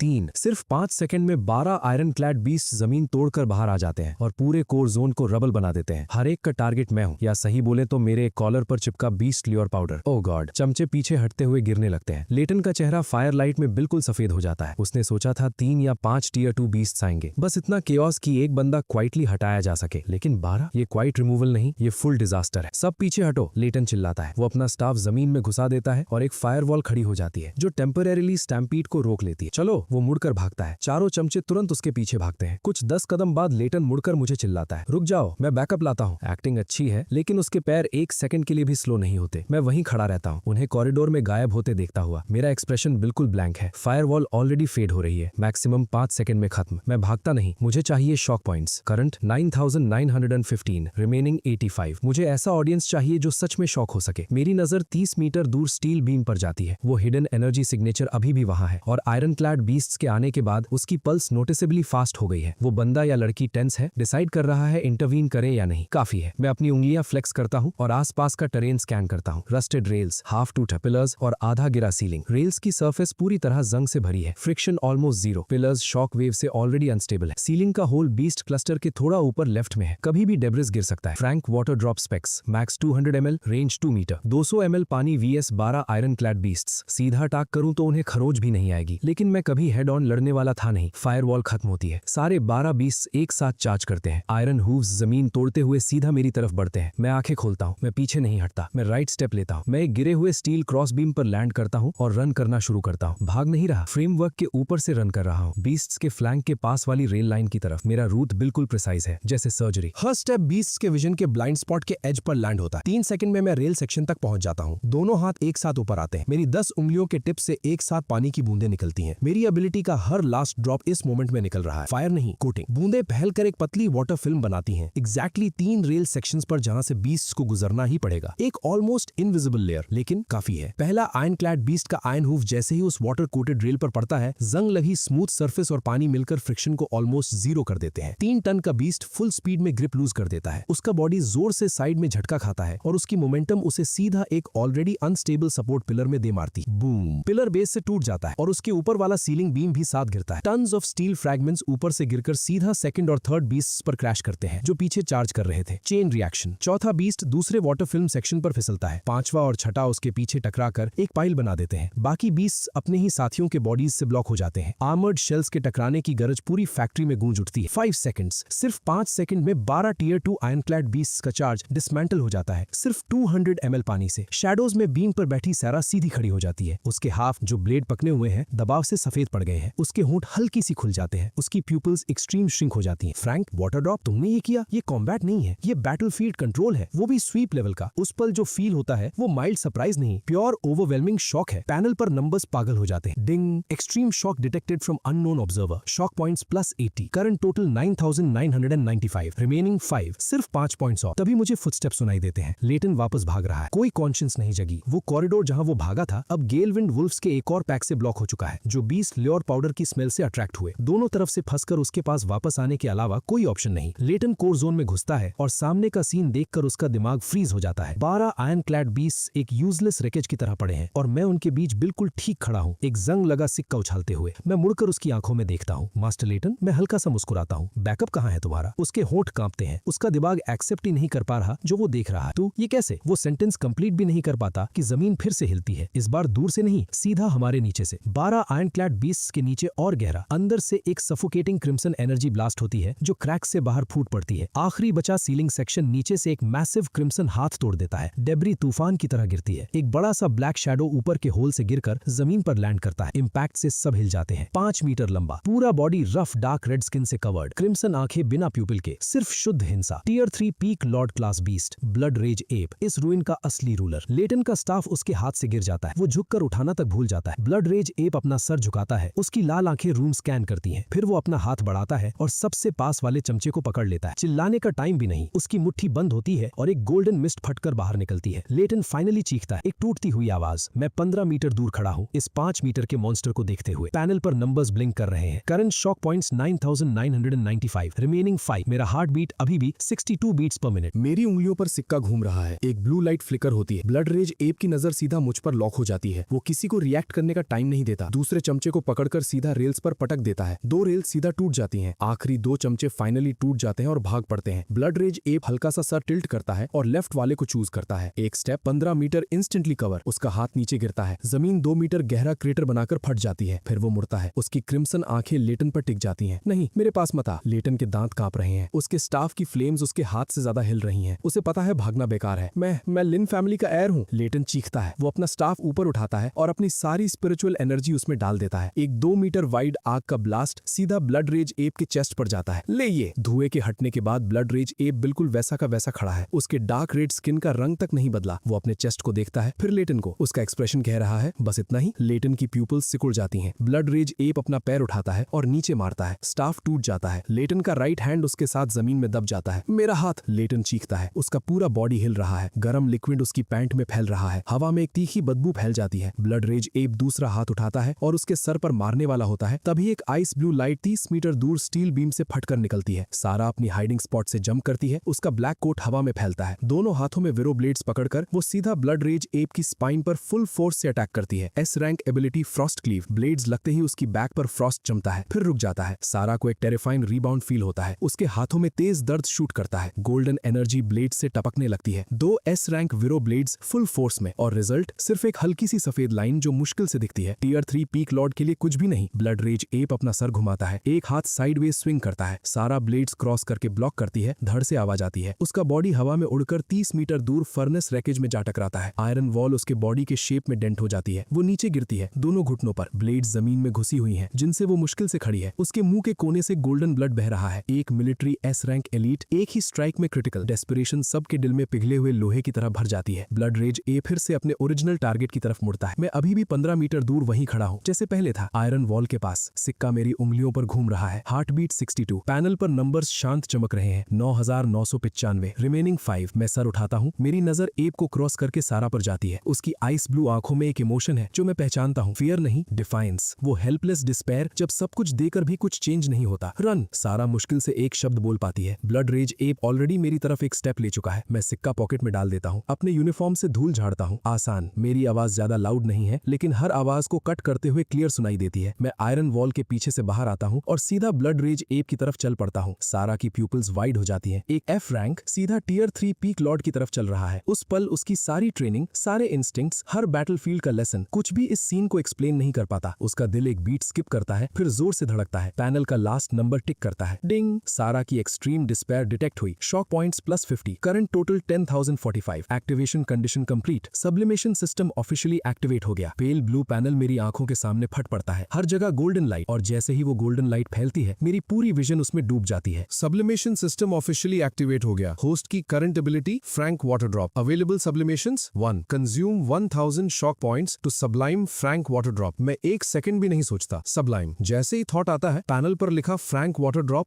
वायलेंटली शेक करने लगता है। पुराना टेक्स्ट टूटकर बिखर जाता है। नया टेक्स्ट असेंबल होता है। Sublimation successful. कंग्रेचुलेशंस, होस्ट ने ऑब्टेन किया है one of a kind beyond S rank ability, wrath of the sea god. Ability description, सब पानी का जन्म स्रोत, सी गॉड की अथॉरिटी का विल्डर, पानी क्रिएशन का पहला एलिमेंट है, अटैक, डिफेंड और ट्रांसफॉर्म सब कुछ कर सकता है, no range limit, no power ceiling, current shock points balance 9045, golden light धीरे धीरे फेड होती है, मैं फिर से रियल वर्ल्ड देख सकता हूँ, हाफ सेकंड भी पास नहीं हुआ। ब्लड रेज एप मेरा सेकंड स्टेप लेने वाला है, उसका मैसिव पैर रेल्स पर पड़ता है और 2 रेल्स को स्क्रैप बना देता है, उसका हाथ ऑलरेडी मेरे ऊपर गिरने वाला है, शैडो मुझे पूरी तरह कवर कर लेता है, मैं भागता नहीं, मैं सिर उठाकर देखता हूँ। ब्लड रेज एप मेरी आंखों का चेंज क्लियरली देख लेता है, मेरी ब्लैक प्यूपल्स सेंटर से डीप ब्लू में कन्वर्ट हो रही हैं, समुंदर का रंग। मैं बोलता हूँ, मेरी आवाज काम है, जैसे मजाक कर रहा हूँ, ऐसे पानी यूज नहीं करते। मैं अपनी राइट इंडेक्स और मिडिल फिंगर से स्नैप करता हूँ, एक छोटी सी आवाज, फिर पूरी दुनिया साइलेंट हो जाती है। प्योर 100 मीटर के अंदर हर साउंड गायब, हर जगह सिर्फ मॉइस्चर बचता है। स्टील मिल के अंदर जितना भी पानी है, रस्ट के पोर्स में, फ्लोर के क्रैक्स में, हवा में तैरता हुआ, सब एक ही कमांड फॉलो करता है, वो सब मूव करते हैं, हर डायरेक्शन से कन्वर्ज करते हुए। मेरे पैरों के नीचे ग्राउंड से ब्लू पैटर्न्स निकलते हैं, रिंग्स के फॉर्म में, जैसे पानी की लहरें, कोई ancient formation. Blood rage ape का हाथ मेरे सर से 2 मीटर ऊपर है और सीधा नीचे आता है, और उसी इंस्टेंट एक 10 metre wide water blue pillar blast होता है मेरे नीचे से सीधा आसमान तक। कोई वार्निंग नहीं, कोई बिल्डअप नहीं। पिलर के अंदर समुद्री पानी इनसेन स्पीड से घूम रहा है, हर एक वाटर मॉलिक्यूल साउंड स्पीड से भी फास्ट रोटेट कर रहा है। सेंट्रीफ्यूगल फोर्स जो क्रिएट होती है वो किसी भी चीज को इंस्टेंट डिसइंटीग्रेट कर देती है। ब्लड रेज एप का हाथ पिलर से टकराता है और तुरंत रुक जाता है, फुल स्पीड से 0 पर। हाई स्पीड वाटर उसकी पाम पर एक शैलो कट बना देता है, गोल्डन ब्लड निकलना शुरू होता है। पहली बार ब्लड रेज एप की आंखों में कंफ्यूजन दिखता है, एक छोटा सा इंसान पानी से उसे चोट पहुंचा रहा है। एप अपना हाथ घुमाकर पिलर तोड़ने की कोशिश करता है, लेकिन पिलर तुरंत वापस बन जाता है। लिक्विड का कोई फिक्स्ड शेप नहीं होता, उसे तोड़ा नहीं जा सकता, वो इंस्टेंटली रिफॉर्म हो जाता है। डन। मेरी आवाज पिलर के बीट से निकलती है, बिल्कुल काम। अब मेरी बारी। मैं अपना राइट हैंड उठाता हूँ, उंगलियां हल्का सा स्प्रेड, आसमान का रंग बदल जाता है। 3 सेकंड में pale grey sky deep blue storm cloud से भर जाता है। क्लाउड स्पिन करते हैं और एक मैसिव वॉर्टेक्स बनाते हैं। अब सीलिंग के होल से रोशनी नहीं, पानी गिर रहा है। एक बड़ा सा वेव ऊपर से डिसेंड करता है, मिड एयर में शेप चेंज करता है, एक जायंट पानी का हाथ बन जाता है, वो सीधा नीचे गिरता है और ब्लड रेज एप के गले को पकड़ लेता है। 5 मीटर का मॉन्स्टर एक पानी के हाथ में लॉक हो जाता है, वो दोनों हाथों से तोड़ने की कोशिश करता है, हर बार गैप बनाता है, लेकिन हर गैप 0.1 सेकंड में फिल हो जाता है। पानी का कोई वीकनेस नहीं, क्योंकि उसका कोई फिक्स्ड फॉर्म नहीं होता, उसे तोड़ा नहीं जा सकता। मेरी ब्लू आंखें उस ट्रैप एप को देख रही हैं। पैनल के नंबर्स फिर से क्रेजी हो जाते हैं। डिंग, सैरा की ओवरवेलमिंग शॉक डिटेक्ट हुई, शॉक पॉइंट्स +200। डिंग, लेटन की एक्सट्रीम टेरर और कॉग्निटिव कोलैप्स डिटेक्ट हुई, शॉक पॉइंट्स +150। डिंग, अननोन लैकी का मेंटल ब्रेकडाउन डिटेक्ट हुआ, शॉक पॉइंट्स +80। डिंग, मल्टीपल ऑब्जर्वर्स का कलेक्टिव शॉक जो रिमोट मॉनिटरिंग इक्विपमेंट के पीछे हैं डिटेक्ट हुआ, shock points +500। Current shock points balance 9975। Numbers अभी भी बढ़ रहे हैं। मैं ब्लड रेज एप को देखता हूं और वेट करता हूं कि वो खुद थक जाए। उसकी स्ट्रगल की फोर्स धीरे धीरे कम हो रही है, हार मान रहा है इसलिए नहीं, बल्कि वाटर हैंड का ग्रिप और टाइट होता जा रहा है। अभी भी उसकी लाइफ फोर्स खत्म नहीं हुई। टियर 3 पीक लॉर्ड की लाइफ फोर्स बहुत ज्यादा स्टबर्न होती है, जो मैंने पहले कभी डील नहीं की। टेक योर टाइम, मैं धीरे से बोलता हूँ। मेरी टोन बिल्कुल कैजुअल है, जैसे कोई केटल के उबलने का वेट कर रहा हो। ब्लड रेज एप हार नहीं मानता, वो अपना बड़ा सा मुंह खोलता है और एक क्रिम्सन एनर्जी ब्लास्ट करता है, डार्क एनर्जी शॉकवेव। वो ब्लास्ट सीधा वाटर हैंड पर लगता है, पानी 3 मीटर का होल बनाकर फट जाता है, लेकिन वो होल 1 सेकंड के 5वें हिस्सा से भी कम टाइम में वापस फिल हो जाता है। मैं हल्का सा सर टिल्ट करता हूँ। मैंने एक चीज नोटिस की, जैसे ही उसने वो डार्क एनर्जी रिलीज की, उसके नेक की dark red skin deep red से पेल रेड हो गई। वो अपनी कोर एसेंस जला रहा है फाइट करने के लिए। बस मैं अपनी कैजुअल एक्सप्रेशन हटा देता हूँ, इससे ज्यादा लंबा खींचने का कोई फायदा नहीं। हर एक्स्ट्रा सेकंड का मतलब है सैरा की इंजरीज और खराब हो रही हैं। डिसॉल्व, सिर्फ एक शब्द और वाटर हैंड तुरंत रिएक्ट करता है। टाइटन या स्क्वीज नहीं, स्प्लिट। 1 सेकंड में वो हार्ट टूटकर हजारों पतली वाटर स्ट्रीम्स में डिवाइड हो जाता है, हर एक उंगली जितनी पतली, लेकिन इतनी फास्ट स्पिन कर रही हैं कि आंख ट्रैक नहीं कर सकती। हाई प्रेशर वाटर ब्लेड्स, 10,000 से ज्यादा स्ट्रीम्स एक साथ अटैक करती हैं। ब्लड रेज एप के डार्क रेड बॉडी को हर एंगल से रैप कर लेती हैं, कोई ब्लाइंड स्पॉट नहीं। जो आर्मर ग्रेड डिफेंस सैरा की एस रैंक फ्रॉस्ट क्लीव सिर्फ एक व्हाइट मार्क छोड़ पाई थी, उस पर पहले पास में 3 मिलीमीटर कट लगता है, दूसरे पास में 7 मिलीमीटर, तीसरे पास तक सीधा मसल लेयर तक पहुंच जाता है। ब्लड रेज एप अब असली चीख निकालता है, रियल स्क्रीम। वो पूरी स्ट्रेंथ से स्ट्रगल करता है, लेकिन वाटर स्ट्रीम्स सॉलिड नहीं है, उन्हें पंच करने से कुछ नहीं होता। मुट्ठी उनके अंदर से निकल जाती है और वो तुरंत वापस क्लोज होकर कटिंग कंटिन्यू करती है। 3 सेकंड, ब्लड रेज एप का राइट आर्म शोल्डर से अलग हो जाता है, किसी एक ब्लेड से नहीं, बल्कि 10,000 वाटर स्ट्रीम्स के सर्जिकल प्रिसिजन से। उसकी चीख का टोन बदल जाता है, अब सिर्फ मौत का डर रह गया है। 5 सेकंड्स, वाटर स्ट्रीम्स अपना फाइनल पास कंप्लीट कर लेती हैं। मैं अपना राइट हैंड धीरे से बंद करता हूं और उसी इंस्टेंट सब स्ट्रीम्स एक साथ वापस खिंच जाती हैं, फिर एक एक्सप्लोजन की तरह बाहर फैल जाती हैं। गोल्डन लाइट की बारिश हर जगह गिरती है। Tier 3 peak lord blood rage ape countless light particles में डिसॉल्व हो जाता है। वो गोल्डन रेन मेरे बॉडी से 10 सेंटीमीटर दूर आंख बनाकर निकल जाती है और पीछे गिरती है। मेरा व्हाइट स्कूल यूनिफॉर्म बिल्कुल साफ है, चमक रहा है। कोर जोन अब सच में शांत हो चुका है। एक dark red crystal fist size हवा से गिरता है, 2 बार फ्लोर पर बाउंस करता है और मेरे पैरों के पास रुक जाता है। Lord core. मैं झुककर उसे उठाता हूँ और अपनी पॉकेट में डाल देता हूँ, उसी जगह जहाँ मेरा रस्टेड कॉइन है। मैं खड़ा होता हूँ और लेटन की तरफ मुड़ता हूँ। वो जमीन पर गिरा हुआ है, उसके राइट हैंड में अभी भी स्टाफ के ब्रोकन पीसेस घुसे हुए हैं। उसकी आंखें खुली हैं, प्यूपिल्स बिल्कुल छोटी। मैं उसके पास जाकर बैठता हूँ। मेरे यूनिफॉर्म पर धूल का एक दाना नहीं, चेहरे पर पसीना तक नहीं। मैं उसकी आंखों में देखकर बोलता हूँ, लेटन। उसके दांत और जोर से टकरा रहे हैं, उसका मुंह हिल रहा है, लेकिन आवाज सिर्फ टूटती हुई निकल रही है। Nice beast powder. मैं बिल्कुल कैजुअल टोन में बोलता हूँ। नेक्स्ट टाइम अपने लिए एंटीडोट भी ले आना अगर भाग ना पाओ तो। लेटन फाइनली एक पूरा सेंटेंस बोल पाता है। हेल्यूसिनेशन। उसकी आवाज पतली और तेज है। ये पक्का हेल्यूसिनेशन है। Two frank water drop. ये कैसे पॉसिबल है? वो अपना लेफ्ट हाथ उठाता है और जोर से अपने गाल पर थप्पड़ मारता है। तेज आवाज खुले एरिया में गूंजती है। सपना नहीं है, एक और थप्पड़। इम्पॉसिबल। लिन फैमिली की इंटेलिजेंस का क्या ही कहना। Frank weakling. मैं उसे 2 सेकंड तक देखता हूँ, फिर खड़ा हो जाता हूँ। खुद को मारना बंद कर, तेरा चेहरा सूज जाएगा। इतना कहकर मैं लेटन को देखना बंद करता हूँ और सैरा की तरफ चल पड़ता हूँ। पैनल पर शॉक पॉइंट्स अभी भी बढ़ रहे हैं। डिंग। लेटन का पूरा बिलीफ सिस्टम टूट चुका है। Shock points plus 300। सैरा अभी भी वही पोजीशन में है, एक घुटना जमीन पर, दोनों वीरो ब्लेड्स जमीन में घुसे हुए। उसका सिर्फ सपोर्ट है। उसकी सांसें छोटी और हल्की है, लेकिन उसकी आंखें तेज हैं। बर्फ जैसी नीली आंखें मुझे आते हुए देख रही हैं और उनके पीछे इतनी चीजें हैं कि गिन नहीं सकते। Shock, confusion, calculation. तेरी एबिलिटी फ्रैंक नहीं है, वो पहले बोलती। उसकी आवाज खुरदुरी है पर बिल्कुल सही। मैं उससे 3 कदम दूर रुकता हूँ। ये 10 मिनट पहले था। सैरा चुप हो जाती है। उसके पास 100 सवाल है, पर उसकी ट्रेनिंग कहती है कि ये इंटेरोगेशन का टाइम नहीं है। तू इस एबिलिटी को कितनी देर तक मेंटेन कर सकता है? वो सबसे इंपॉर्टेंट सवाल पूछती है। मेरी एबिलिटी रिजर्व्स उस फाइट में लगभग 30% यूज हो गई, काफी है। सैरा सर हिलाती है, फिर वो डिसीजन लेती है। वो अपने कोट के इनर पॉकेट से कॉम्पैक्ट कम्युनिकेटर निकालती है। वो रेड बटन दबाती है। Military emergency channel. ये सैरा है। ID Sierra 017। उसकी आवाज तुरंत सोल्जर जैसी हो जाती है। Avnor eastern district, abandon steel mill, assessment zone, rank या उससे ऊपर। इमरजेंसी चल रही है। Tier 3 peak lord class blood rage ape eliminate हो चुका है। मैं इंजर्ड हूँ। साइड पर स्टूडेंट कैजुअलिटीज है, तुरंत सपोर्ट चाहिए। 3 सेकंड की खामोशी दूसरी तरफ से। फिर एक मिडिल एज्ड आदमी की आवाज आती है, कंट्रोल में और tight. Tier 3 peak lord eliminate हो गया सैरा। कंफर्म। क्या तुमने उसे मारा? सैरा मेरी तरफ देखती है। मैं जमीन पर बैठा हूँ, पॉकेट से एक पुराना सिक्का निकालकर उंगलियों के बीच घुमाता हूँ। कोर जोन गोल्डन लाइट के बाद पूरा तबाह हो चुका है और मैं उसके बीच में बिल्कुल साफ और बोर एक्सप्रेशन के साथ बैठा हूँ। वो मैं नहीं था, सैरा कहती है। तो कौन? जिसने किया वो एक स्टूडेंट है जो कॉम्बैट असेसमेंट दे रहा है। सैरा उसे काट देती है। उसकी आवाज बिल्कुल सीधी है। Registered ability rank awakening F। 5 second की खामोशी दूसरी तरफ। फिर एक तेज आवाज, चाय का कप टूटने की आवाज। एवनॉर के ईस्टर्न मिलिट्री सब स्टेशन के 3 फ्लोर नीचे मॉनिटरिंग सेंटर की दीवारों में 24 हाई डेफिनेशन स्क्रीन लगी हुई है। स्क्रीन 7 अबैंडन स्टील मिल जोन को कवर करती है। अभी 11 लोग उस स्क्रीन के सामने खड़े हैं। उनमें से सबसे बड़ा ऑफिसर जनरल ग्रे भी है। 62 साल का पतला सा आदमी, प्लेन ग्रे यूनिफॉर्म में, बिना किसी रैंक इंसिग्निया के। उसके लेफ्ट हाथ में आधा मिनट पहले एक टी कप था, अब टूटे चुके पोर्सिलेन के टुकड़े फ्लोर पर बिखरे पड़े हैं। सबकी नजर स्क्रीन 7 पर टिकी हुई है। स्क्रीन पर फुटेज रिप्ले में चल रही है। ब्लड रेज एप के आने से लेकर हवा में से पानी का हाथ बनने तक, पानी के स्ट्रीम्स का अटैक और गोल्डन लाइट की बारिश तक, हर फ्रेम स्लो करके 3 बार चलाया गया। स्क्रीन के राइट साइड पर एनर्जी डिटेक्शन डेटा पैनल उस मोमेंट पर जब ब्लड रेज एप एलिमिनेट हुआ था, रेड एक्सक्लेमेशन मार्क से भर गया। पीक रीडिंग्स चार्ट के बाहर निकल गई। टेक्निकल टीम का हेड हल्का सा स्टन लगता है। हमने टाइप 7 एनर्जी डिटेक्टर्स डिप्लॉय किए थे जिनका मैक्सिमम रेंज S रैंक तक होता है। आज वो मैक्स नहीं हुए, ओवरफ्लो हो गए। पीक रीडिंग S के अपर लिमिट से कम 40% ज्यादा। मॉनिटरिंग सेंटर में कोई नहीं बोलता। जनरल ग्रे स्क्रीन पर व्हाइट यूनिफॉर्म वाले लड़के को घूरता रहता है। रिप्ले उस मोमेंट पर पॉज है जब बैटल खत्म होती है। मैं गोल्डन लाइट से भरे कोर के सेंटर में बैठा हूँ, हाथ में सिक्का घुमाता हुआ। मेरी यूनिफॉर्म पर धूल का एक कण भी नहीं। उसकी फाइल निकालो, जनरल ग्रे कहता है। 30 सेकंड बाद मेरे स्टूडेंट रिकॉर्ड्स मेन स्क्रीन पर प्रोजेक्ट होते हैं। Name KL, age 17, awakening rank F, ability water drop, notes none. बिल्कुल impossible clean. Frank water drop. General Grey की आंखें फाइल से हटकर दोबारा रिप्ले फुटेज पर चली जाती हैं। स्क्रीन पर पानी का हाथ आसमान से नीचे उतरता है। सच कहूं तो उस इमेज में कुछ ऐसा है जैसे किसी पुराने फ्रेस्को की खूबसूरती। SSS रैंक से भी आगे। रीड अपना डेटा एक बार और कंफर्म करता है। जनरल, मेरे नॉलेज के हिसाब से पूरी फेडरेशन में अभी सिर्फ 3 रजिस्टर्ड SSS रैंक अवेकनेस है। S रैंक से आगे के लिए थ्योरेटिकल लिटरेचर में एक टर्म है मिथिक रैंक, लेकिन वो कॉन्सेप्ट 20 साल से सिर्फ एकेडमिक पेपर्स में था, अब नहीं। जनरल ग्रे झुककर फ्लोर से अपने टी कप का एक टुकड़ा उठाता है। इस फुटेज को हाईएस्ट लेवल पर एन्क्रिप्ट करो। अब से यहाँ मौजूद हर इंसान, आज तुमने जो भी देखा वो हाईएस्ट मिलिट्री लेवल पर क्लासिफाइड है। किसी अनऑथराइज्ड आदमी को बताया तो मिलिट्री ट्राइब्यूनल। 10 लोग एक साथ जवाब देते हैं। जनरल ग्रे सीधा खड़ा होता है। कम्युनिकेशंस, मुझे सारा के चैनल से कनेक्ट करो। सारा, वो स्टूडेंट अभी कहाँ है? मेरे बिल्कुल पास। एक छोटा सा पॉज। वो आयरन क्लैड बीस्ट को पलट रहा है। जनरल ग्रे ब्लिंक करता है। पलट रहा है? जो उसने वाटर फिल्म से गिरा दिए थे वो सब एक पाइल में पड़ गए थे। कुछ अपनी पीठ के बल अटके हुए हैं और खुद से सीधे नहीं हो पा रहे। वो उन्हें पलटने में हेल्प कर रहा है। सारा की आवाज में कुछ अजीब है, ना सार्काज्म बल्कि एक ऐसी अजीब सी सच्ची हैरानी जो वो समझ नहीं पा रही। जनरल ग्रे और कुछ नहीं पूछता। सारा, तुम्हारी इंजरीज कैसी हैं? 3 रिब्स बुरी तरह डैमेज, लेफ्ट लंग ब्रूज्ड, लेकिन अभी भी टिक रही हूँ। सपोर्ट और मेडिकल ऑलरेडी रास्ते में है। 6 मिनट दूर। ध्यान से सुनो। जनरल ग्रे 2 सेकंड लेता है अपने वर्ड्स चूज करने में। सपोर्ट आने से पहले उस स्टूडेंट के खिलाफ कोई भी ऐसा एक्शन मत लेना जो थ्रेटनिंग लगे। कोई इंटरोगेशन नहीं, कोई रिस्ट्रिक्शन नहीं, समझा? एक और बात, असेसमेंट के दौरान लेटन ने जो बीस्ट ल्योर पाउडर यूज किया, क्या तुमने देखा? मैंने सब देखा। अच्छा, एविडेंस प्रिजर्व कर। Channel close. General grey monitoring room के बीच खड़ा स्क्रीन 7 पर फ्रोजन फिगर को देखता रहता है। एक स्टाफ ऑफिसर धीरे से पूछता है, जनरल, इस स्टूडेंट के साथ क्या करें? क्या करें? ये शब्द सुनकर जनरल ग्रे की भौहें सिकुड़ जाती हैं। 17 साल का एक लड़का जिसे वैनगार्ड बेट यूनिट ने कैनन फॉडर की तरह आगे धकेल दिया, जिसके कपड़ों पर उसके क्लासमेट ने 20 लेयर पाउडर लगा दिया ताकि केओस में उसे खत्म कर सके, और उन सब सर्कमस्टेंसेस में उसने अपनी हिडन एबिलिटी पावर अनलीश की, और तुम मुझसे सिक्योरिटी रिस्क रेटिंग की बात कर रहे हो? स्टाफ ऑफिसर चुप हो जाता है। जनरल ग्रे खुद कम्युनिकेशंस कंसोल तक जाता है और हैंडसेट उठाता है। मुझे एवन और अवेकनर एडमिनिस्ट्रेशन ब्यूरो से कनेक्ट करो, फिर फेडरेशन मिलिट्री कमांड से, और लास्ट में 3rd एकेडमी के प्रिंसिपल को लाओ। वो रुकता है, वही जिसने उस स्टूडेंट को वैनगार्ड बेट यूनिट में डाला। उसकी आवाज शांत है, लेकिन मॉनिटरिंग रूम का टेम्परेचर 2 डिग्री गिर जाता है। वापस अबैंडन स्टील मिल के कोर जोन में। हाँ, मैं सच में आयरन क्लैड बीस्ट को पलटने में हेल्प कर रहा हूँ। 12 टियर 2 आयरन क्लैड बीस्ट मेरे सामने इतने शांत है कि सारा को लग रहा है वो हेलुसिनेट कर रही है। मैं पानी के स्ट्रीम से सबसे ऊपर वाले बीस्ट को कमर से उठाकर धीरे से पलट देता हूँ ताकि उसके चारों पैर जमीन पर आ जाए। बीस्ट लैंड करता है, खुद को झटकता है और मेरा हाथ नजल करता है। नजल मत कर, तो मेरी वाटर ड्रॉप एबिलिटी से भी ज्यादा थूक निकाल रहा है। बीस्ट फिर से नजल करता है। मैं उसका सर दूर धकेल देता हूँ। कोर जोन की हवा कुछ सेकंड के लिए रुक जाती है, फिर दोबारा चलती है और बची हुई एनर्जी रिपल्स को हर डायरेक्शन में धकेल देती है। मैं लॉर्ड कोर को उंगलियों के बीच पकड़कर 2 बार घुमाता हूँ, फिर उसे पॉकेट में डाल देता हूँ। मेरी नजर पूरे रूइन पर घूमती है। 3 लैकी प्री बॉडीज अलग अलग जगह पड़ी हैं, सब ठंडी हो चुकी हैं। जो एक अभी जिंदा है वो डेक्स है। वो फर्नेस के पीछे गुच्छा बनकर कांप रहा है जैसे उसे शॉक लगा हो। फिर लेटन है जो एक टूटे पिलर के सहारे खड़ा है। उसका दिमाग लगभग टूट चुका है, लेकिन वो अभी जिंदा है। मैं आराम से उसकी तरफ चलता हूँ। मेरे जूतों के नीचे कंकड़ की आवाज गूंजती है और हर छोटी आवाज खोखली फैक्ट्री में दूर तक सुनाई देती है। 2 मीटर से थोड़ा कम डिस्टेंस पर मैं झुककर बैठता हूँ। इस डिस्टेंस पर गोल्डन लिक्विड की गंदी स्मेल, यूरिन और पसीने की बदबू सीधा हिट करती है, पर मैं बिल्कुल रिएक्ट नहीं करता। लेटन के दांत कांपने लगते हैं। मैं धीरे से बोलता हूँ, सवाल पूछूंगा, जवाब देना। मेरी आवाज बिल्कुल शांत पानी जैसी है। सही जवाब दिया तो सब यहीं खत्म हो जाएगा। ये लफ्ज उसके टूटे हुए दिमाग में गिरते हैं और उसका सर्वाइवल इंस्टिंक्ट तुरंत पकड़ लेता है। हाँ, जो पूछोगे बताऊंगा। बीस्ट ल्योर पाउडर का आइडिया किसका था? मेरे सेकंड अंकल का। 1 सेकंड की भी देर नहीं करता। वो लिन फैमिली के सेकंड ब्रांच से है। उसने ही मुझे बोला असेसमेंट का यूज करके तुम्हें हटा दो। रीजन था वो कॉइन। लेटन एक पल के लिए मेरी पॉकेट की तरफ देखता है, फिर जल्दी से नजर हटा लेता है जैसे जल गया। वो कहता है सेकंड अंकल बोला था कि कॉइन में ऐसी एनर्जी सिग्नेचर है जो उसने कभी नहीं देखी, और इसका वैल्यू एक ए रैंक सीक्रेट रियल्म के टोटल आउटपुट से भी ज्यादा है। मैं अपने पॉकेट के अंदर कॉइन की रस्टी सरफेस को उंगलियों से रब करता हूँ। एक A rank secret realm 15 billion से स्टार्ट होता है। ऑब्वियस है वो लालच में आ गया। और कौन जानता है? सिर्फ मैं और वो। उसने बोला फैमिली काउंसिल के थ्रू नहीं जाना और ओल्ड पेट्रियार्क को बिल्कुल नहीं बताना, खुद के लिए रखना। हाँ, मुझे जो चाहिए था सब मिल गया। लेटन मेरी शक्ल को घूरता है, कोई साइन ढूंढता हुआ कि उसके जवाब उसे जिंदा रहने के लिए काफी थे या नहीं। उसे लगता है मिल गया। मेरे होठों का कोना हल्का सा हिलता है और एक्सप्रेशन थोड़ा जेंटल लगता है। काइल, मैंने सब बता दिया। उसकी आवाज टूट रही है। मुझे जाने दो। मैं तुम्हें सेकंड अंकल से डील करने में हेल्प करूंगा। मैं तुम्हें लिन फैमिली के रिसोर्सेज दिला सकता हूँ। मैं अपना राइट हैंड उठाता हूँ, पर इस बार कोई पानी नहीं बनता। 5 उंगलियां खुली हुई उसके सर पर हल्की सी टिक जाती, बिल्कुल बिना वेट के। मैं धीरे से बोलता हूँ, मुझे तुम्हारी हर बात याद है, काफी यूजफुल थी, थैंक यू। लेटन एक पल के लिए कंफ्यूज हो जाता है। थैंक यू बोलते ही उसका दिमाग हिल जाता है, पर वो कुछ और बोल पाता उससे पहले ही सब खत्म हो जाता है। मेरी राइट इंडेक्स फिंगर उसके कान के पीछे वाली स्किन पर प्रेस करती है, जो इंसान के सर का सबसे वल्नरेबल पॉइंट होता है। एक बहुत पतला पानी का धागा बनता है, सिर्फ 0.08 mm डायमीटर का, जो इंसानी बाल से भी पतला है। वो सीधा अंदर घुसकर वाइटल पॉइंट को हिट करता है। लेटन की आंखें वहीं जम जाती है जहां उसका लास्ट कंफ्यूज्ड फोकस था। उसका मुंह आधा खुला रह जाता है और उसका बॉडी हिलता भी नहीं। पिलर और रेल उसे सीधा खड़ा रखती हैं, जैसे वो अभी भी जिंदा हो। पूरा प्रोसेस आधे सेकंड से भी कम में खत्म हो जाता है। मैं हाथ वापस खींच लेता हूँ और अंगूठे के एक छोटे से फ्लिक से मेरी फिंगर टिप की बूंद नीचे रबल की दरार में गिर जाती है। अब आता है क्लीन अप। मैं झुककर एक नकल size dark red energy residue का टुकड़ा उठाता हूँ और उसे लेटन के राइट टेम्पल के ऊपर वूंड में दबा देता हूँ। ये वूंड तब बना था जब ब्लड रेज एब जमीन से फटकर निकला था और एनर्जी फ्रैगमेंट उसमें घुसा हुआ था। मैं उसका एंगल सेट करता हूँ, बाहर की तरफ 20 डिग्री ऊपर और अंदर की तरफ नीचे। परफेक्ट मैच मैच बन जाता है हाई स्पीड डेब्री के बैलिस्टिक प्रोफाइल से जो एक्सप्लोजन शॉक वेव से आता है। Cause of death clear, ballistics consistent, physical evidence sufficient, acceptable. मैं फर्नेस के पीछे जाता हूँ जहाँ डेक्स बिल्कुल गुच्छा बनकर बैठा है, हाथ सिर पर और हर मसल टाइट। मैं धीरे से बोलता हूँ, हे। वो जोर से कांप जाता है और उसकी ब्लड शॉट आंख हाथों के बीच से मुझे देखती। मैं उसके सामने झुककर बोलता हूँ, जब मिलिट्री पूछे तो सच बोलना। असेसमेंट के दौरान तुम लोगों का सामना एक टियर 3 बीस से हुआ। ऑफिसर सारा और तुम्हारी टीम ने मिलकर उससे कुछ देर तक रोका और मैं एक कोने में छुपा रहा और कुछ नहीं किया। डेक्स हर लाइन को अपने दिमाग में 2 बार रिपीट करता है। मैं फिर लेटन की तरफ थोड़ी हिलाकर बोलता हूँ, उसके बारे में कहना कि लड़ाई के दौरान उसके सिर पर ब्लड रेज एप का एनर्जी फ्रैगमेंट लगा था और तुमने अपनी आंखों से देखा। डेक्स मुझे 3 सेकंड तक घूरता है, फिर इतनी तेजी से सर हिलाता है कि उसकी गर्दन स्ट्रेन हो जाती है। मैं खड़ा होते हुए बोलता हूँ, ज्यादा मत कर, अभी तेरी कंडीशन में लफ्ज अटकना नॉर्मल है। ज्यादा स्मूथ बोलेगा तो शक होगा। डेक्स धीरे धीरे सर हिलाना कम करता है। डिंग। डेक्स का एक्सट्रीम फियर और सबमिशन डिटेक्ट हुआ। Shock points +35। हर छोटा पॉइंट काम का है। मैं मुड़कर सारा की तरफ देखता हूँ। वो फर्नेस के रैकेज के सहारे लगी है, अपना कोट निकालकर फोल्ड करके पीछे कुशन बना लिया है। मैं पास के टूटे इक्विपमेंट में से एक रिलेटिवली क्लीन स्टील प्लेट निकालकर उसे एक टेम्पररी प्लेटफॉर्म की तरह सेट करता हूँ। फिर हवा से पानी खींचता हूँ, बिल्कुल प्योर पानी, हर इम्प्योरिटी क्लीन फिल्टर। मैं उसे अपनी पाम के ऊपर होल्ड करके सारा की तरफ बढ़ाता हूँ। P low. सारा उस फ्लोटिंग पानी के गोले को देखती है, एक पल के लिए हेजिटेट करती है, फिर झुक के सिप लेती है। जैसे ही वो पानी अंदर जाता है, एक ठंडी फीलिंग उसके गले से लंग्स तक फैल जाती है और उसकी डैमेज्ड रिब्स का शार्प पेन लगभग 30% कम हो जाता है। सारा हल्का सा ऊपर देखती है। इस पानी में हीलिंग इफेक्ट है। मैं कंधे उचकाता हूँ। सच कहूँ तो मुझे भी नहीं पता, अभी अभी ये एबिलिटी मिली है, डिस्क्रिप्शन भी पूरा नहीं पढ़ा। सारा 3 सेकंड तक मेरा चेहरा देखती रहती है। एक 17 साल का यंग फेस जो भी बचपना पूरा छोड़ा नहीं, पर बिल्कुल साफ व्हाइट यूनिफॉर्म जैसा क्लीन लग रहा है। इतना अनरियल कि अजीब लगता है। तुम्हारा नाम केएल है, वो कहती है। सवाल नहीं, स्टेटमेंट। हाँ, वो मूव जो तुमने पहले किया, वुल्फ की आंख में ड्रॉपलेट डाला, तुमने जानबूझकर किया ताकि मैं देखूं। मैं मना नहीं करता। क्यों? मुझे किसी का सरप्राइज होना जरूरी था। जवाब छोटा है पर इतना काफी है कि सारा कुछ सेकंड चुप रहे। दूर से हेलीकॉप्टर के रोटर की आवाज आती है। 6 military transport helicopters north east से लो हाइट पर एंटर करते हैं। Search lights broken steel mill की दीवारों पर घूम रही हैं। कैबिन डोर्स खुलते हैं। ब्लैक टैक्टिकल गियर में स्पेशल फोर्सेस रोप से नीचे उतरते हैं। मेडिकल टीम सबसे पहले ग्राउंड पर पहुंचती है। 2 मेडिक सारा के पास दौड़ कर आते हैं और एक स्मूथ मोशन में फर्स्ट एड किट खोल देते हैं। दूसरी टीम लेटन की तरफ भागती है। अब वो खुद को थप्पड़ नहीं मार रहा, बल्कि रेल के पास गुच्छा बनकर बैठा है, आंखें फोकस में नहीं। मेडिक उसका इंजर्ड हाथ चेक करता है, फिर टॉर्च से प्यूपल्स देखता है और टीम लीडर को सिग्नल देता है। Psychological trauma, priority evacuation. जो एक लैकी जिंदा है उसे फर्नेस के पीछे से खींचकर निकाला जाता है। वो इतनी देर श्रिम्प जैसा कर्ल रहा कि उसके चारों लिम्स स्टिफ हो गए। बाकी 3 लैकी की बॉडीज ब्लैक बैग्स में सील होती हैं। ऑन साइड कमांडर एक कर्नल है। वो पूरे कोर जोन का सर्वे करता है। जमीन पर पड़े एनर्जी फ्रैगमेंट्स और 2 मीटर के क्रेटर को देखकर उसका एक्सप्रेशन बार बार बदलता है। फिर वो मेरी तरफ आता है। मैं स्टील प्लेट पर बैठा हूँ, उंगलियों में कॉइन घुमाता हुआ, और पता नहीं कब 12 आयरन क्लैड बीस्ट्स खुद ही सेमी सर्कल बनाकर मेरे अराउंड खड़े हो गए, जैसे गार्ड कर रहे हो, ना कि घेर रहे हो। कर्नल 3 मीटर दूर रुकता है और एक ही मूवमेंट में सब 12 आयरन क्लैड बीस्ट्स अपना सर उसकी तरफ घुमा देते हैं। 24 छोटी रेड आंखें उस पर लॉक हो जाती हैं। कर्नल हल्का सा गल्प करता है। काइल, वो फ्रेंडली लगने की कोशिश करते हुए बोलता है। मैं कर्नल कॉलिन हूँ, ईस्टर्न मिलिट्री सब स्टेशन से। जनरल ग्रे ने मुझे तुम्हें ले जाने भेजा है। मेरे हाथ में घूमता कॉइन रुक जाता है। मुझे कहाँ ले जाना है? सब स्टेशन, वो जल्दी से ऐड करता है। इंटेरोगेशन नहीं, जनरल ग्रे का इन्विटेशन है। वो तुम्हारे साथ चाय पीना चाहते हैं। मैं उसे 2 सेकंड तक देखता हूँ। क्या बीस्ट्स को भी ले जा सकते हैं? Colonel Colin 12 iron clad beasts को देखता है, फिर हेलीकॉप्टर के कैबिन का साइज इमेजिन करता है। मुझे चेक करना पड़ेगा। पैनल पर नंबर चुपचाप बढ़ता है। डिंग। कर्नल कॉलिन का हल्का एब्सर्ड फील डिटेक्ट हुआ। Shock points +50। मैं कॉइन पॉकेट में डालकर खड़ा हो जाता हूँ। अब मैं ट्रांसपोर्ट हेलीकॉप्टर में बैठा हूँ। बैक हल से लगा हुआ और एक्टिंग शुरू होती। मैं अपनी एबिलिटी का हर ट्रेस सप्रेस करता हूँ। ब्रीदिंग को 20 साइकिल्स पर मिनट पर लाता हूँ। शोल्डर्स थोड़े अंदर खींचता हूँ। राइट इंडेक्स फिंगर से लेफ्ट हैंड के बैक पर रिदम टैप करता हूँ। एक ऐसा F रैंक स्टूडेंट जिसका एबिलिटी डर की वजह से कंट्रोल से बाहर चला। कर्नल कॉलिन जो मेरे सामने बैठा है मेरी स्टेट नोटिस करता है, पर वो बात शुरू नहीं करता। 14 मिनट बाद हेलीकॉप्टर ईस्टर्न मिलिट्री सबस्टेशन के लैंडिंग पैड पर लैंड करता है। मैं केबिन डोर फ्रेम पकड़ के बाहर निकलता हूँ। मेरे स्टेप्स थोड़े अनस्टेबल हैं, पर ज्यादा ओवर नहीं। कोई ऑलरेडी पैड पर वेट कर रहा है। एक फीमेल ऑफिसर खुद को लेफ्टिनेंट कर्नल मिया के नाम से इंट्रोड्यूस करती है। वो मुझे जनरल ग्रे से मिलने ले जाती है। डेस्टिनेशन इंटेरोगेशन रूम नहीं, बल्कि एक नॉर्मल टी रूम है। जनरल ग्रे टेबल के दूसरे एंड पर बैठा है। वो मेरे इमेजिनेशन से ज्यादा लीन और एजेड और सिंपल लग रहा है। ग्रे यूनिफॉर्म, बिना रैंक इंसिग्निया के। बैठो। वो मेरे सामने वाली चेयर की तरफ पॉइंट करता है। मैं बैठ जाता हूँ। वो मुझे एक कप चाय डालकर स्लाइड करता है। मैं उसे उठाता हूँ और हल्का सा सिप लेता हूँ। मेरे होम टाउन की अच्छी चाय। जनरल ग्रे अपना कप पकड़कर स्टीम के पार से मुझे लगभग 10 सेकंड्स तक चुपचाप देखता रहता है। काफी डरा दिया था ना? वो हल्की टोन में बोलता है। मैं कप रखते वक्त जानबूझकर हाथ हल्का सा कांपता हूँ। थोड़ा। मैं धीरे से बोलता हूँ। टियर 3 लॉर्ड था। इवन S रैंक भी उसे रोक नहीं पाए। मैं जिंदा बच गया, ये मेरी किस्मत। मुझे सारा से पता चला तुमने लाइफ और डेथ के मोमेंट पर एक पावरफुल एबिलिटी यूज की। मुझे एग्जैक्टली नहीं पता क्या हुआ। मैं आवाज धीमी रखते हुए बोलता हूँ, जब ब्लड रेज एप मुझ पर आया मेरा दिमाग बिल्कुल ब्लैंक हो गया। फिर मुझे लगा जैसे मेरे अंदर कुछ टूटकर खुल गया। उसके बाद मुझे कुछ क्लियरली याद नहीं। एक अच्छा झूठ हमेशा थोड़ी सच्चाई रखता है। क्या तुम अभी भी वो एबिलिटी यूज कर सकते हो? मैं अपने हाथों की तरफ देखता हूँ, कुछ नहीं, गायब। मेरी आवाज में सही अमाउंट का कंफ्यूजन और लॉस है। जनरल ग्रे 3 सेकंड्स तक मेरे हाथ देखता है, फिर चाय पीता है। टेंशन मत लो, एबिलिटी सर्च के बाद डोमिनेंट पीरियड नॉर्मल होता है। मैं सर हिला देता हूँ। हम दोनों जानते हैं मैं एक्टिंग कर रहा हूँ, पर कोई बोलता नहीं। उसकी तीसरी कप के बीच डोर पर 2 नॉक होते हैं। लेफ्टिनेंट कर्नल मिया अंदर आती है। उसका एक्सप्रेशन थोड़ा ऑफ है। वो जनरल ग्रे के पास जाकर धीमी आवाज में कुछ बोलती है। जनरल ग्रे का हाथ बीच में रुक जाता है। Confirmed, confirmed. मेडिकल टीम ने हेलीकॉप्टर के सेकेंडरी एग्जामिनेशन में फाइंड किया। प्रिलिमिनरी असेसमेंट कहता है डेथ मिलिट्री अराइवल से पहले हुई। कोर में बीस्ट एनर्जी शार्ड्स का डीप पेनिट्रेशन मिला। मिलिट्री अराइवल से पहले। जनरल ग्रे रिपीट करता है, मतलब बैटल के दौरान। हाँ, जनरल ग्रे ने पूरा बैटल फुटेज देखा है। उसे याद आता है जब डीमन एप डिस्ट्रॉय हुआ तो एनर्जी शार्ड्स हर डायरेक्शन में फैल गए थे। वो गोल्डन लाइट की बारिश जो पूरे कोर जोन को कवर कर रही थी। एक शार्ड का कियोस के बीच लेटन के क्रिटिकल हेड रीजन में घुस जाना स्टेटिस्टिकली पॉसिबल है। फैमिली को नोटिफाई करो। जनरल ग्रे बोलता है, इसे कॉम्बैट कैजुअलिटी ट्रीट करो। Yes sir. लेफ्टिनेंट कर्नल मिया मुड़कर चली जाती है। डोर बंद हो जाता है। टी रूम में फिर सिर्फ हम 2 लोग रह जाते हैं। जनरल ग्रे मेरी तरफ देखता है। मैं दोनों हाथों से कप पकड़े बैठा हूँ। हाथ हल्का कांप रहे हैं। नजर नीचे चाय पर टिकी हुई है। एक ऐसे इंसान का लुक जो अभी भी शॉक में है, अभी तक रिकवर नहीं हुआ। जनरल ग्रे कुछ नहीं पूछता। वो मेरा कप दोबारा भर देता है। 20 मिनट बाद मुझे मेडिकल बे ले जाया जाता है। टी रूम से निकलकर मैं कॉर्नर घूमता हूँ और सैरा से टकरा जाता हूँ। वो क्लीन मिलिट्री पेशेंट गाउन में है। उसके चेस्ट और बैक पर थिक स्टेबलाइजिंग बैंडेजेस बंधे हैं। उसका चेहरा सफेद पड़ चुका है, पर उसकी आईज ब्लू आंखें अभी भी शार्प है। सर, आपकी एबिलिटी वापस आ गई क्या? कौन सी एबिलिटी? मैं ब्लिंक करता हूँ। सर, मैं बस एक एफ रैंक स्प्लैश यूजर हूँ। जो पहले हुआ शायद स्ट्रेस रिस्पॉन्स था। डर ने उसे बाहर निकाल दिया। अभी मैं अपनी उंगलियों से एक बूंद भी नहीं निकाल सकता। सैरा मेरे चेहरे के हर मसल को ऑब्जर्व करती है। ये एक यंग फेस है। एक्सप्रेशन इनोसेंट और कंफ्यूज्ड है और हल्का सा डरा हुआ भी। बहुत कन्विंसिंग। अगर उसने खुद मुझे एक रैंक 3 ओवरलॉर्ड को सप्रेस करते हुए ना देखा होता तो शायद वो मान लेती। स्ट्रेस रिस्पॉन्स, वो शब्द अपने दिमाग में घुमाती है। एफ रैंक स्प्लैश, तो डर के चलते तुमने स्टॉर्म क्लाउड समन कर दिया और डर के चलते तुमने पीक रैंक 3 ओवरलॉर्ड को हजारों हाई प्रेशर वाटर लाइन से लाइट पार्टिकल्स में तोड़ दिया। सारा मुझे घूरती है। मैं भी उसकी तरफ देखता हूँ। ये स्टेयर डाउन 5 सेकंड्स तक चलता है। ठीक है, सारा पहले बोलती है, फिलहाल मैं तुम्हारी स्टोरी मान लेती हूँ। वो अपनी पेशेंट गाउन की पॉकेट में हाथ डालती है और एक कार्ड निकालकर आगे बढ़ाती है। गोल्डन ट्रिम्ड एजेस, फ्रंट पर 8 पॉइंटेड स्टार का एम्बलम, जैंगजो कलीजिएट लीग का निशान। जैंगजो कलीजिएट लीग नेक्स्ट वेडनेसडे ओपन हो रही है। सैरा की आवाज फिर से मिलिट्री प्रिसीजन में आ जाती है। ये मेरा पर्सनल रिकमेंडेशन पास, इससे तुम एकेडमी क्वालिफायर स्किप करके इंडिपेंडेंट के रूप में एंटर कर सकते हो। मैं कार्ड लेता हूँ और पॉकेट में रख लेता हूँ। Thank you सैरा। सैरा मुड़ती है और चल देती है। 3 कदम, फिर रुक जाती। वो पीछे मुड़कर नहीं देखती। लेटन मर चुका है। उसकी आवाज सीधी है। अभी टी रूम में जनरल ग्रे को बोलते सुना। मेरा जवाब बिल्कुल सही पेस पर आता है। इतना अचानक क्या? बर्बादी सैरा। सैरा 2 सेकंड के लिए खड़ी रहती है, फिर आगे बढ़ जाती है। मैं दीवार से टेक लगाता हूँ और कार्ड पॉकेट से वापस निकालता हूँ। मैं उसे फ्लोरेसेंट लाइट के नीचे उठाता हूँ। कलीजिएट लीग, एक ऐसा स्टेज जहाँ ज्यादा लोग, ज्यादा रिसोर्सेज और AW पैनल के लिए ज्यादा कंट्रीब्यूटर्स। पैनल मेरी विजन के अपर राइट में धीरे से ग्लो करता है। Current of balance 13,740 points. Number अभी भी बढ़ रहा है। मिलिट्री डिस्ट्रिक्ट में स्टाफ लोग मेरी कहानी आपस में शेयर कर रहे हैं। हर नया इंसान जो ये स्टोरी सुनता है थोड़े थोड़े पॉइंट्स कंट्रीब्यूट करता है। लिन एस्टेट, जांगहो के वेस्टर्न आउटस्कर्ट्स। कोर्टयार्ड के बीच में रखी 300 साल पुरानी रोजवुड टेबल अब 2 टुकड़ों में टूट चुकी है। लॉर्ड लिन अपना राइट पाम वापस खींचता है। लकड़ी के छोटे टुकड़े अभी भी हवा में घूम रहे हैं। वो अपने अर्ली 60s में है। सिल्वर हेयर बिल्कुल इमैक्युलेट। एक स्ट्राइक ने 3 इंच थिक रोजवुड स्लैब को सीधा बीच से काट दिया। उसकी नजर उसके सामने पड़ी ऑफिशियल मिलिट्री रिपोर्ट पर टिक जाती है। सफेद कागज पर काली स्याही, सिंपल लैंग्वेज में ट्रांसलेट, तुम्हारा बेटा मर चुका। डेथ का कॉज, कॉम्बैट के दौरान एक रैंक 3 ओवरलॉर्ड क्लास बीस्ट के एनर्जी शार्ड से वाइटल एरिया पर स्ट्राइक, स्पॉट पर ही death. Scene photos attached. Examination report पर मिलिट्री फर्स्ट क्लास असेसर का सिग्नेचर है। लॉर्ड लिन की नजर काइल नाम पर 5 सेकंड टिकती है। फ्रैंक एबिलिटी, स्प्लैश असेसमेंट के दौरान एबिलिटी स्ट्रेस सर्ज हुआ। टेम्परेरीली रैंक से ऊपर की पावर रिलीज हुई और बीस्ट को रिपेल करने में मदद की। सेकंड ब्रदर, हॉल के लेफ्ट साइड के शैडोज से एक मिडिल एज्ड आदमी आधा कदम आगे बढ़ता है। लियोन लिन, फैमिली के शैडो ऑपरेशंस का हेड। वो प्लान तुम्हारा था। लॉर्ड लिन इसे सवाल की तरह नहीं बोलता। लियोन का गला हिलता है। सिर्फ एक पॉसिबिलिटी। मिलिट्री रिपोर्ट में कुछ ऐसा है जिसने लॉर्ड लिन को सस्पिशियस बना दिया। वो लेटर जो उसने लेटन को पढ़ने के बाद जलाने को बोला था। लेटन ने सच में जलाया या नहीं उसे नहीं पता, क्योंकि लियोन गायब हो चुका है। एल्डर ब्रदर लियोन अपनी सांस कंट्रोल करता है। लेटन मेरा भतीजा था। मैं सबसे ज्यादा। बस करो। लॉर्ड लिन उसकी तरफ नहीं देखता। उसकी नजर हॉल के राइट साइड के डोर फ्रेम पर शिफ्ट होती है। उस डोर फ्रेम से टेक लगाए एक यंग आदमी खड़ा है, 22 साल का। लड़का, सफेद कपड़ों, कमर पर 3 फुट की तलवार लटकी हुई। केडन लिन, फैमिली की जनरेशन का सबसे बड़ा genius, S rank ability, platinum blade aura, mid tier rank 3। Father, timing बिल्कुल सही है। मिलिट्री की लेटन की डेथ की रिपोर्ट इंटरनली कंसिस्टेंट है, लेकिन बात वो नहीं है। केडन अपनी तलवार कमर से निकालकर सीधा अपने सामने पकड़ता है। बात उसकी है जो बचा है, काइल फ्रैंक, डिकॉय स्क्वाड, जो सबसे पहले मरना चाहिए था, लेकिन उसके बैच का हर कॉम्बैट मेंबर मर चुका है और वो हेलीकॉप्टर में बिल्कुल ठीक वापस आता है। वो हल्का सा सर झुकाता है। इंटरेस्टिंग, चाहे तुम कैसे भी देखो। लॉर्ड लिन टूटी चुकी टेबल के पार अपने बड़े बेटे को देखते हुए कुर्सी पर पीछे टिकता है। तुम कह रहे हो नेक्स्ट वेडनेसडे कलीजिएट लीग? केडन तलवार पर हाथ मारता है। जैंगजॉ का हर अवेकनेस स्टूडेंट उस पूल में होगा। अगर कायल एंटर करता है तो तुम रूल्स के अंदर स्टेज पर अपने भाई के लिए कुछ सवाल पूछ सकते हो। लॉर्ड लिन सेंटेंस कंप्लीट करता है। केडेंस हल्की सी मुस्कान देता है। क्या पूछोगे? एक एफ रैंक उस स्टेज पर चढ़ता है और मैं उसे एक मूव में खत्म कर देता हूँ। सवाल पूछने का टाइम नहीं मिलता। फिर एक मूव। लॉर्ड लिन की टोन फिर से शांत हो जाती है। वो एक उंगली उठाता है। मुझे वो कॉइन ला कर दो। पास खड़ा लियोन सख्त हो जाता है। लॉर्ड लिन उसकी तरफ देखता है। सेकंड ब्रदर, क्या तुम्हें सच में लगा कि मुझे कुछ पता नहीं था जो तुम और लेटन बंद दरवाजों के पीछे कर रहे थे? लियोन की पीठ पसीने से भीग चुकी है। तुम उसे खुद के लिए रखना चाहते थे। लियोन को भी घसीट लिया गया। काम फेल हो गया और एक जान चली गई। ये मामला यहीं खत्म होता है। लॉर्ड लिन टूटी हुई टेबल के नीचे से रिपोर्ट निकालता है। कॉइन को प्रॉपर तरीके से केडन को दे दो। अपनी शैडो यूनिट वापस बुला लो। लियोन कुछ नहीं बोलता। केडन तलवार वापस कमर पर लटका देता है। वो हॉल से निकलकर कॉरिडोर से गुजरता हुआ पत्थर की सीढ़ियां चढ़ता है। रात की हवा वैली से आकर उसके सफेद रोब को हिलाती है। वो रुकता है और अपनी तलवार की तरफ देखता है। एक एफ रैंक कमजोर आदमी, एबिलिटी स्ट्रेस सर्ज। ये कहानी आम लोगों पर चल जाती है, लेकिन उस पर सपोज्ड सर्च के बाद भी इतना शार्प कि मिलिट्री के सवालों का जवाब दे सके, टेस्टिंग में कोऑपरेट करे और इवेंट्स को बिल्कुल कोहेरेंट सीक्वेंस में बताए। इतनी क्लैरिटी सर्ज जैसी नहीं लगती, ये एक परफॉर्मेंस लगती है। वो तलवार 3 इंच निकालता है और वापस ढकेल देता है। तेज मेटालिक रिंग रात की हवा में दूर तक गूंजती है। लीग में मिलते हैं। उसकी आवाज हवा से भी ठंडी है। मंडे में वापस जैंगजो फर्स्ट एकेडमी आता हूँ। स्कूल में अब 2 चीजें हैं जो मेरे जाने से पहले नहीं थी। गेट पर फ्यूनरल रीट्स और मेरे बारे में रूमर्स। सुना, क्या कायल ने असेसमेंट में रैंक 3 बीस्ट को हरा दिया? कोई चांस नहीं। वो एफ रैंक स्प्लैश है। वो क्या यूज करके हरा सकता है? लेकिन वो बचा रहा। 4 में से 3 बी रैंक कॉम्बैट मेंबर्स नहीं बचे और एक एफ रैंक बिल्कुल ठीक बचकर आ गया। शायद लकी। मैं फील्ड क्रॉस करता हूँ और ये सब सुनता रहता हूँ। पैनल मेरे लिए नंबर्स मार्क करता है। हर आदमी जो रूमर फैलाता है 1 से 3 ए पॉइंट्स देता है। मच्छरों का झुंड। मैं इग्नोर करता हूँ। मैं एडमिनिस्ट्रेशन बिल्डिंग में जाता हूँ। 3री फ्लोर पर जाकर ऑफिस का दरवाजा खोलता हूँ। अंदर मीटिंग चल रही है। रूम के आखिरी हिस्से में बड़े डेस्क के पीछे डायरेक्टर हार्वी बैठा है, जैंगो फर्स्ट एकेडमी का प्रिंसिपल। मैं 2 कदम आगे बढ़कर रजिस्ट्रेशन फॉर्म सबसे पास वाले डेस्क पर रख देता हूँ। Principal please collegiate league registration form पर स्टैम्प कर दीजिए। डायरेक्टर हार्वी अपनी कुर्सी से उठता है। खड़े होते ही उसकी प्रेजेंस काफी हैवी हो जाती है। रैंक 3 अवेकनर का फिजिक एक नेचुरल प्रेशर लाता है जो आम लोग इंस्टिंक्टिवली महसूस करते हैं। वो आगे आता है, फॉर्म उठाता है और ऊपर से नीचे तक पढ़ता है। F rank splash decoy squad. वो फॉर्म वापस डेस्क पर रखता है, डस्टबिन के ऊपर पोजीशन करके। कायल, क्या तुम समझते हो कि कॉलेजिएट लीग इस स्कूल के लिए क्या मतलब रखता है? डिकॉय स्क्वाड का एक एफ रैंक एंटर करे, हार जाए और हमें एम्बैरस करे, इंजर्ड हो जाए तो और बुरा। कौन तुम्हारे मेडिकल कॉस्ट्स कवर करेगा? उसकी बात लॉजिकल है, लेकिन मैं उसे कंप्लीट नहीं करने देता। मैं अपनी यूनिफॉर्म के इनर पॉकेट से सैरा का दिया हुआ कार्ड निकालता हूँ। Gold trimmed 8 pointed star emblem, major Sara का पर्सनल रिकमेंडेशन पास। इससे मैं एकेडमी क्वालिफायर्स बाईपास करके इंडिपेंडेंट के रूप में कंपीट कर सकता हूँ। स्टैम्प टेक्निकली रजिस्ट्रेशन प्रोसेस को अफेक्ट नहीं करता, लेकिन स्कूल के थ्रू जाना एकेडमी की रेपुटेशन के लिए बेटर लगता है। डायरेक्टर हार्वी हाथ बढ़ाकर कार्ड लेता है। जैसे ही उसकी उंगली कार्ड को टच करती है, उसकी छोटी आंखें आधा मिलीमीटर ज्यादा खुल जाती हैं। एक एस रैंक वुमेन का एक एफ रैंक स्टूडेंट को पर्सनल रिकमेंडेशन देना, चाहे जैसे भी देखो, इसके पीछे कुछ ऐसा है जिसे वो प्रोवोक करने की हिम्मत नहीं कर सकता। वो एक टिपिकल डायरेक्टर हार्वी डिसीजन लेता है। वो कार्ड मुझे वापस देता है और फॉर्म उठाता है। ड्रॉर से ऑफिशियल स्टैंप निकालता है। थंक, स्टैंप हो गया, मैं फॉर्म सबमिट कर दूंगा। डायरेक्टर हार्वी का चेहरा एक परफेक्टली कैलिब्रेटेड स्माइल में सेट हो जाता है। कंपटीशन के लिए बेस्ट ऑफ लक। काफी जल्दी पलटी मारी। मैं कार्ड पॉकेट में रखता हूँ, सिर हिलाकर कहता हूँ थैंक यू प्रिंसिपल। फिर मैं निकल जाता हूँ। दरवाजा मेरे पीछे बंद हो जाता है। बाहर हॉलवे में पैनल फ्लिकर करता है। डिंग डिटेक्टेड। डायरेक्टर हार्वी की motion, humiliating capitulation, all points +45। डिंग डिटेक्टेड। ऑफिस में मौजूद 6 लोगों की मिक्स्ड इमोशंस। टोटल सब पॉइंट्स ऐड होके 30 आए। एडमिनिस्ट्रेशन बिल्डिंग से बाहर निकलते ही एंट्रेंस पर मेरी किसी से टक्कर होती है। मैं उसे नहीं जानता, लेकिन पैनल जानता है। 12 मीटर पर अटैक्शन ट्रिगर होता है। Target Kaden, ability rank S, emotional state calm, scrutiny 0। सीढ़ियों के नीचे एक यंग आदमी खड़ा है, व्हाइट शर्ट में, कमर पर तलवार लटकी हुई। केडन। हमारी आंखें एक पल के लिए मिलती हैं। केडन की नजर मेरे चेहरे से मेरे हाथ में रजिस्ट्रेशन रिसीट पर जाती है, फिर वापस। वो धीरे से बोलता है, इतनी जोर नहीं, बस उतनी कि हम दोनों के बीच का डिस्टेंस कवर हो जाए। काइल, जल्दी एलिमिनेट मत हो जाना। फिर वो चला जाता है, लंबे कदम। मैं उसकी पीठ देखता हूँ। पैनल बिल्कुल चुप है अभी। केडन की इमोशन काम, स्क्रूटनी 0, ना कोई कंटेम्प्ट, ना कोई गुस्सा, 0 कंट्रीब्यूशन। एक असली पावर हाउस को एक चींटी देखकर कोई इमोशनल रिस्पॉन्स नहीं आता। वो सिर्फ तब नोटिस करता है जब उस पर पैर रखने वाला होता है। मैं रिसीट फोल्ड करके अपनी ऑलरेडी भरी हुई पॉकेट में डाल देता हूँ। मुझे इस आदमी को कुछ फील करवाना है और वो भी meaningful. 11 PM Zhangzhou salvage yard. मैं एक पतली वाटर लाइन लॉक मैकेनिज्म में डालता हूँ और उसे खोल देता हूँ। जो मैं ढूंढ रहा हूँ उसे रिफाइन होने की जरूरत नहीं, वेपन होने की भी जरूरत नहीं। सिस्टम का ट्रांसम्यूटेशन फंक्शन बिल्कुल क्लियर है। किसी भी ऑब्जेक्ट को फंडामेंटल लेवल पर इवॉल्व कर क्वालिटी डिपेंड करेगी इन्वेस्ट किए गए पॉइंट्स और टारगेट की बेस पोटेंशियल पर। मेटल सेक्शन के सबसे कोने में मेरा हाथ एक ठंडी मेटल रॉड पर पड़ता है। 1.6 मीटर लंबी, 3 सेंटीमीटर डायमीटर, सॉलिड। मैं उसे बाहर खींचता हूँ। शाफ्ट काफी कोरोडेड है, एक एंड थ्रेडेड है और दूसरा एंड एक फ्लैट शवल जैसा वेल्डेड है। Drain clearing rod. मैं उसे हाथ में तौलता हूँ, लगभग 3 किलोग्राम। सेंटर ऑफ ग्रेविटी पीछे की तरफ 3 इंच पर। मैं उसे एक बार स्विंग करता हूँ। फील बुरा नहीं है। मैं रॉड को कंधे पर रखकर और चीजें देखने लगता हूँ। इलेक्ट्रॉनिक स्क्रैप सेक्शन से मैं डिस्कस साइज का अलॉय डिस्क निकालता हूँ। कंस्ट्रक्शन डेब्री से एक मुट्ठी जितना काला पत्थर उठाता हूँ। मैं तीनों को जमीन पर लाइन में रख देता हूँ। मैं झुकता हूँ, ड्रेन रॉड को हॉरिजॉन्टल अपने सामने रखता हूँ। पहले इसी को ट्राई करते हैं। Confirm transmutation. Target drain clearing rod. Base potential rating D। लो बेस पोटेंशियल का मतलब सेम इन्वेस्टमेंट पर आउटपुट सीलिंग भी लो होगी। लेकिन मुझे कुछ एक्स्ट्राऑर्डिनरी नहीं चाहिए। मुझे ऐसा वेपन चाहिए जो C रैंक अवेकनर इक्विपमेंट के रूप में रजिस्टर हो तो कोई सस्पिशन ना हो। ज्यादा इंप्रेसिव चीज अटेंशन खींचती है। बैलेंस ही सेफ है। 2000 पॉइंट्स इन्वेस्ट करता हूँ। पैनल के नंबर्स शिफ्ट होने लगते हैं। चेंज रॉड के दोनों एंड से शुरू होता है। रस्ट बाहर नहीं झड़ता बल्कि अंदर सीप करता है, एब्जॉर्ब होता है, टूटकर दोबारा बन रहा है। किसी अनसीन फोर्स से शाफ्ट के गड्ढे भर जाते हैं। कलर रस्ट रेड से बदलकर ठंडा डार्क ब्लू ब्लैक हो जाता है। 3 सेकंड्स। जमीन पर एक 1.6 metre blue black metal rod पड़ी है। Clean matte finish. एक एंड की थ्रेडिंग गायब, दूसरे एंड का शवल हेड 3 प्रॉन्ग स्ट्रक्चर में बदल गया। Transmutation complete. Item name tide crest trident. Grade C+।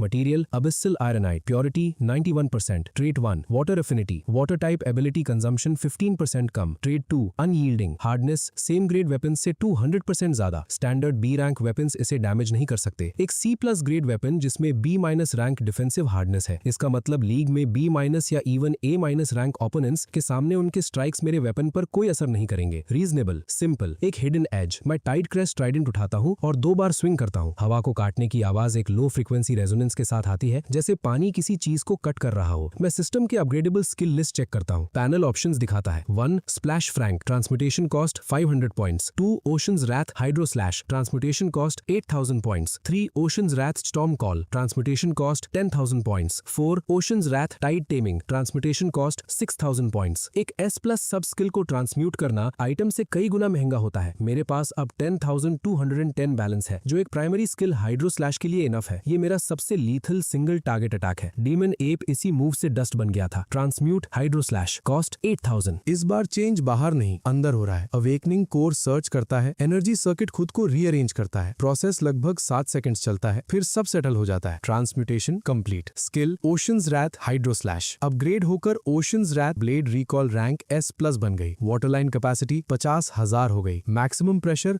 12,000 atmospheres. नया trade recall. Waterlines cut complete करने के बाद डिसिपेट नहीं होती, वो ऑटोमेटिकली यूजर के पास वापस आती हैं। एक डिफेंसिव लेयर बना देती हैं। ऑफेंस और डिफेंस एक साथ। एनर्जी एफिशिएंसी इंक्रीज हो गई। सेम आउटपुट पे एनर्जी कंजम्पशन 40% कम हो गया। मतलब जो बॉडी पहले 2 मिनट फुल आउटपुट चला सकती थी, अब 3 मिनट 20 सेकंड तक चल सकती है। और रिकॉल ग्रेड का मतलब है हर स्ट्राइक जो मैं लैंड करता हूँ, मेरे अराउंड एक और शील्ड लेयर ऐड होती है। फाइट जितनी लंबी चलेगी, मेरी डिफेंस उतनी स्ट्रॉन्ग होती जाएगी। मैं टाइड क्रेस्ट ट्राइडेंट को जमीन में गाड़ देता हूँ। मेटल रैक के अगेंस्ट लीन करके अपनी पाम देखता हूँ। बैलेंस 4210। ज्यादा नहीं बचा, मुझे केयरफुली स्पेंड करना पड़ेगा। लीग नेक्स्ट वेंसडे ओपन हो रही है। Wednesday Zhangzhou arena. मैं कॉम्पिटिटर एंट्रेंस से अंदर जाता हूँ। गेट पर सैरा का कार्ड स्कैन करता हूँ। गेट जैसे ही कार्ड रीड करता है, पास खड़ा स्टाफ मुझे दोबारा देखने लगता है। Kale registered ability rank F। Recommendation card अभी स्कैन हुआ। Issued by Sara. Staff system में कुछ टाइप करता है। रिजल्ट देख के उसका एक्सप्रेशन थोड़ा चेंज होता है। Please proceed. मैं कॉम्पिटिटर वेटिंग एरिया के होल्डिंग रूम C17 में चला जाता हूँ। कैनवस बैग से टाइड क्रेस्ट ट्राइडेंट निकाल के वॉल के अगेंस्ट रख देता हूँ। ट्राइडेंट का ब्लू ब्लैक शाफ्ट लाइट में सिंपल लग रहा है। Current balance 4580। लास्ट 5 दिन में 300 का इंक्रीज। मॉस्किटो स्वॉर्म इफेक्ट अभी भी चल रहा है, लेकिन ग्रोथ स्लो हो रही है। मुझे नया स्टिमुलस चाहिए। ओपनिंग सेरेमनी 1 बजे स्टार्ट होती है। जब मैं टनल से बाहर आता हूँ, जायंट स्क्रीन पर कॉम्पिटिटर प्रोफाइल्स चल रही होती हैं। जब स्क्रीन पर मेरा प्रोफाइल आता है, क्राउड की चेयरिंग में क्लियर गैप आ जाता है। Competitor 121 Kale Zhangzhou first academy. Registered ability rank F। Ability splash. 28,000 लोगों में से कम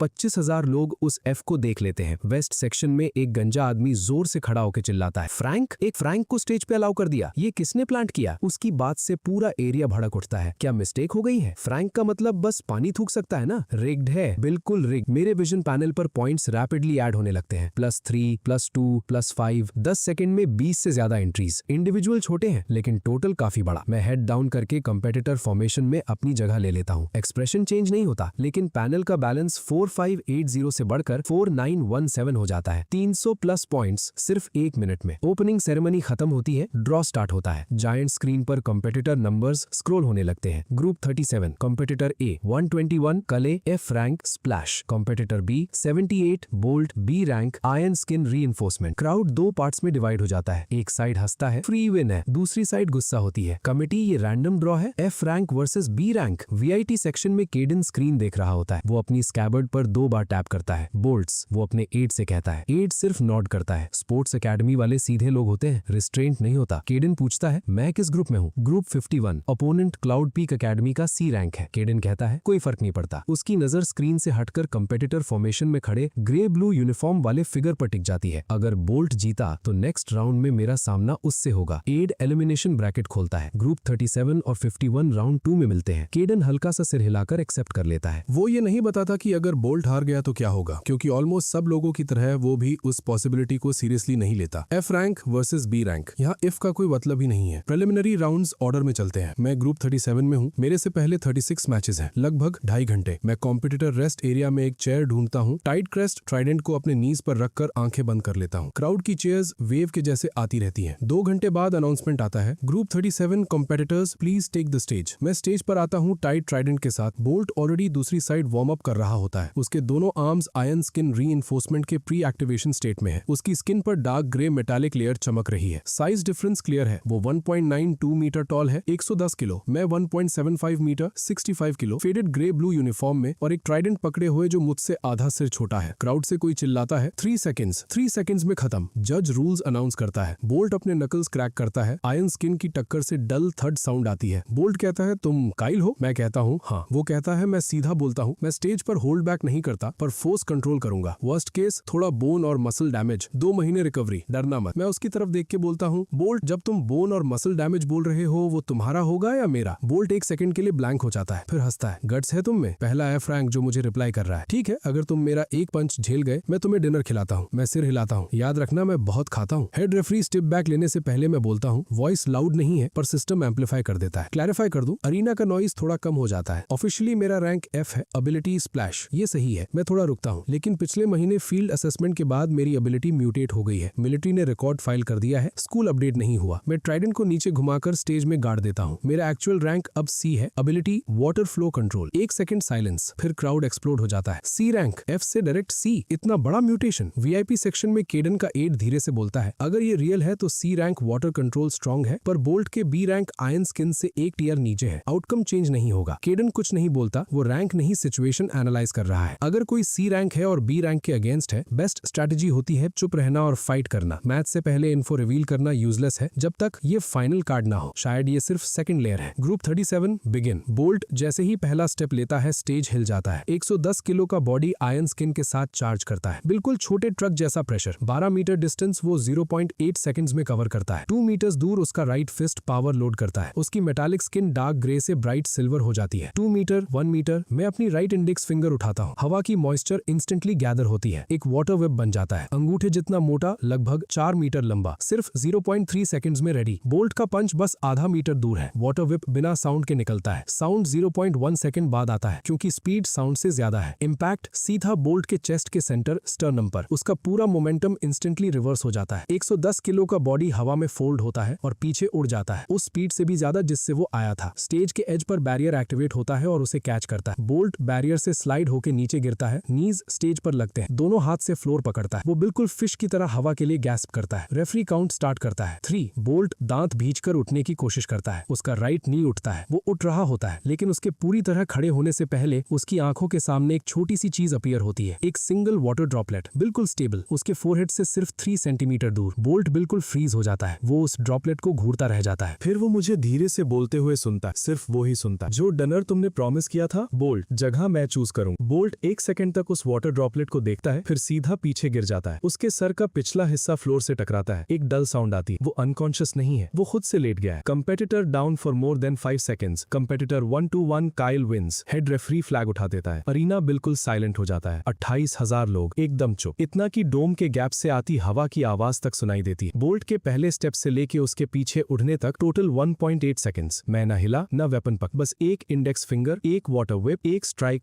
3 सेकंड्स तक साइलेंस रहता है, फिर आवाज वापस आती है। चीयरिंग नहीं, बल्कि वो आवाज जो तब आती है जब लोग शॉक से बाहर आते हैं, पहले से डबल वॉल्यूम। उसने बोला था सी रैंक एक विप में बी रैंक कोड़ा देता है। वो स्पीड गलत थी, सुपरसोनिक थी ना। मेरे विजन पैनल पर पॉइंट्स फ्लड होने लगते हैं, +12, +8, +15, एक साथ बहुत सारे। 3 सेकंड्स में स्क्रीन भर जाती है। बैलेंस 4917 से बढ़कर 7841 हो जाता है। लगभग 3000 पॉइंट्स सिर्फ एक मूव से, और अभी भी बढ़ रहा है। मैं अपनी फिंगर नीचे करता हूँ और झुककर टाइट ट्राइडेंट उठाता हूँ। स्टेज से निकलते वक्त बोल्ट के पास से गुजरता हूँ। वो अभी भी जमीन पर लेटा है, हाथ सर के पीछे रखकर डोम की तरफ देख रहा है। मैं बोलता हूँ, बोल्ट तुम जल्दी गिर गए, तुम वापस उठ सकते थे। बोल्ट 2 सेकंड चुप रहता है, फिर बोलता है, ऑब्वियसली तुम्हारा ड्रॉपलेट मेरे फोरहेड के सामने था, मैं इडियट नहीं हूँ। दूसरा हिट खाऊं या सीधा लेट जाऊं, सेम बात है। वो हल्का सा ग्रिन करता है, पर डिनर अभी भी बाकी है। मैं अपनी बात रखता हूँ, जगह तुम चूज करना। मैं ट्राइडेंट उठाता हूँ और कंपिटिटर टनल की तरफ चला जाता हूँ। VIP सेक्शन के नीचे कॉरिडोर से गुजरते वक्त मैं ऊपर नहीं देखता, लेकिन पैनल पर एक अलग नोटिफिकेशन आता है। केडन में इमोशनल शिफ्ट डिटेक्ट हुआ। टाइप इंटरेस्ट, इंटेंसिटी लो, अलाइन पॉइंट्स +3। केडन ने सिर्फ इंटरेस्ट शो किया, लेकिन अब उसका ध्यान मुझ पर आ गया है। उसी शाम जैंग जो के ऑनलाइन प्लेटफॉर्म्स पर टॉप 10 ट्रेंडिंग टॉपिक्स में से 6 लीग के होते हैं। उनमें से 3 मेरे बारे में।